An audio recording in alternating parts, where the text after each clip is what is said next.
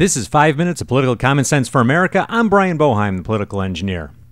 And in this segment, I want to talk about voter insanity. Now, this is the Wednesday after the great Tuesday election.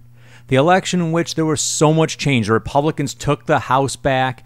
They took a good run at the Senate. And it looks like things are changing. The only question I have is, how voters, did you leave some of these people in office? In particular, let's take a look at the two leaders. Nancy Pelosi won her district again, running away. I'm sorry, how does that happen? She failed at everything she was supposed to do. Now, I get it. She got through some bills that, from a liberal perspective, were great.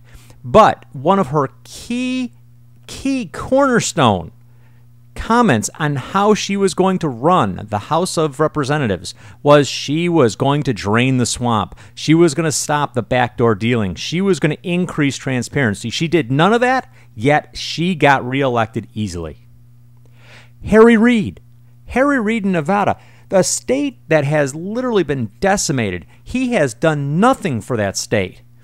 He, at the same time, has created so much partisanship in the Senate.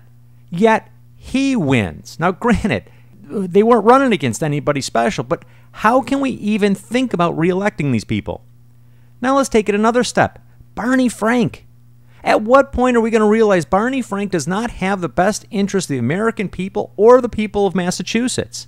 You had a great candidate running against him, and yet Barney Frank gets reelected once again. How long do we need to keep these people in there? What is the motivation? What are we trying to achieve if they're going to keep failing and yet we keep reelecting them? What kind of message is that?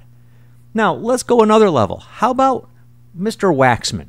Mr. Waxman is the head of the Energy Committee. We have no energy plan. What has he been doing? He sits there with those funny ears, banging his gavel, and trying to make something sound important, and he hasn't achieved any results at all. Yet, he again wins easily. How about in Connecticut, Blumenthal? How do you elect somebody who stood up in front of group after group and misrepresented his service record? Not just a little, misrepresented it a lot. And yet, he gets elected. Voters, what are you thinking? Now let's take it down to the worst of the worst, in my opinion. How about Maxine Waters? Maxine Waters is literally under indictment. She is being questioned on her ethics, and for good reason. She used her power to create leverage to help her husband's investments, in particular a bank. And yet she, again, wins walking away. What kind of message are you giving? And finally, Charlie Rangel. There is no question, no doubt, it's a matter of record that Charlie Rangel has lied on his taxes, cheated the taxpayers, and cheated the system over and over and over again for his own financial benefit. And he wins again. There were a lot of very popular wins. It looks like things are changing.